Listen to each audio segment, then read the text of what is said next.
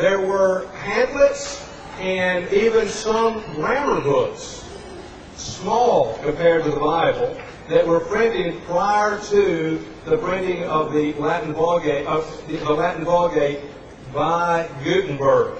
But by an overwhelming scale, the printing of the Bible far surpassed anything that had previously been printed on this most important invention of the last 1,000 years, as we moderns have ascribed to the printing press.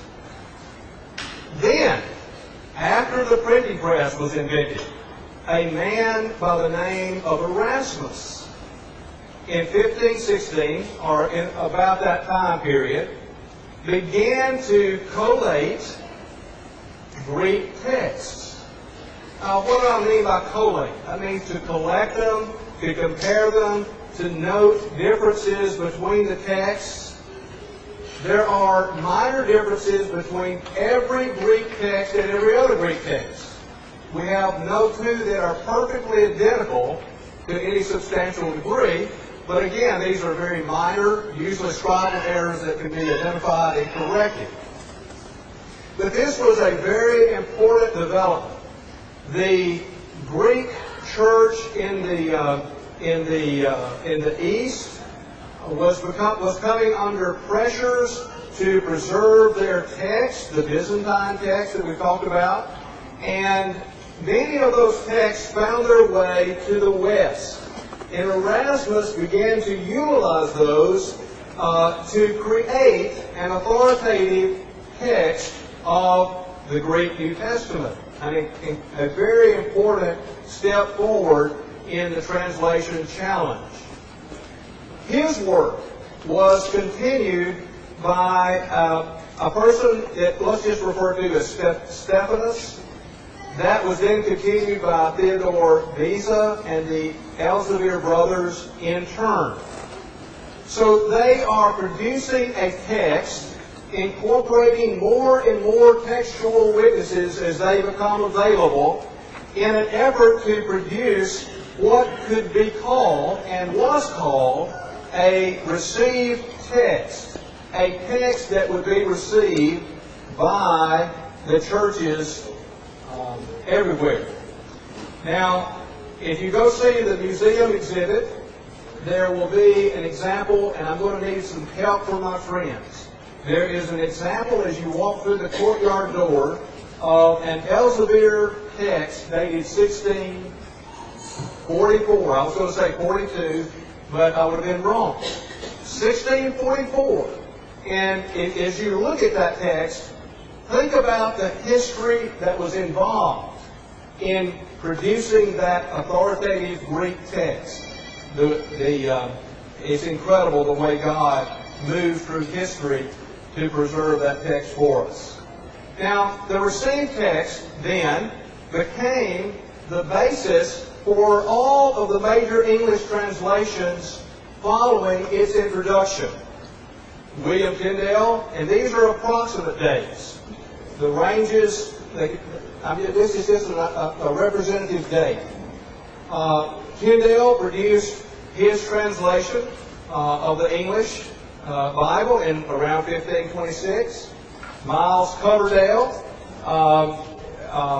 in 1535, succeeded by Matthew's Bible in 1537. And there's something very personal to me about Matthew's Bible, because Matthew was a pseudonym for a man named John Rogers. And I have a son named John Rogers. And I hope that my son, as well as myself, could emulate the faith of this martyr who died on English soil for his work in creating the Bible we have as Matthew's Bible. This was followed by the Great Bible, 1539, the Geneva Bibles, very, very popular Bible, the Bible of the Pilgrims to America, very influential in the 1560s, the Bishop's Bible in 1568, and then culminated by the Authorized or King James Version in 1611. Let me put in another plug for our museum display. As you walk in front of those cases, please recognize that every one of these major Bible translations is represented before you. There are facsimiles of some of them. For instance, Tyndale. We could not afford to have a genuine Tyndale manuscript. But we have copies, and some of these we have originals. For instance, some of the Geneva Bibles go back to the 1500s that you'll be looking at. We have a King James Bible on display just next door, dated as early as 1616. In fact, it was dated 1616. But it's just thrilling to see those Bibles in succession as God is bringing us an authoritative and reliable version in our Bible, in our English tongue. Another major event, the rise of modern textual criticism. Now, I'm going to begin to go faster. There were methods that had been used in analyzing classical texts, non-scriptural texts, that a man named Karl Lachmann applied to the study of the Bible text. This was accelerated by the discovery of Codex Sinaiticus that we mentioned earlier by Constantine Tischendorf in 1859. Lachmann was applying these methods that had been used in non-sacred texts to the Scriptures, but he had little to work with. All of a sudden, Codex Sinaiticus is found, very early text, very little used text, but he latched onto it and said, "Oh, this is old."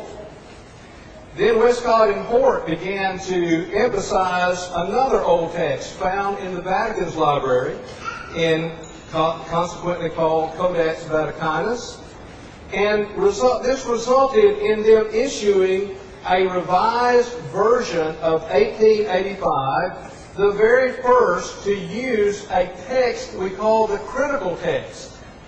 Now, this critical text is an eclectic compilation of the old majority text or received text manuscripts and these new texts that were found to be older. And there were certain rules that were used by the textual critics to establish what they believed to be a text closer to the autographs. Now, here are examples of some of the rules that they used. They assumed that an older manuscript is generally to be preferred to a younger one.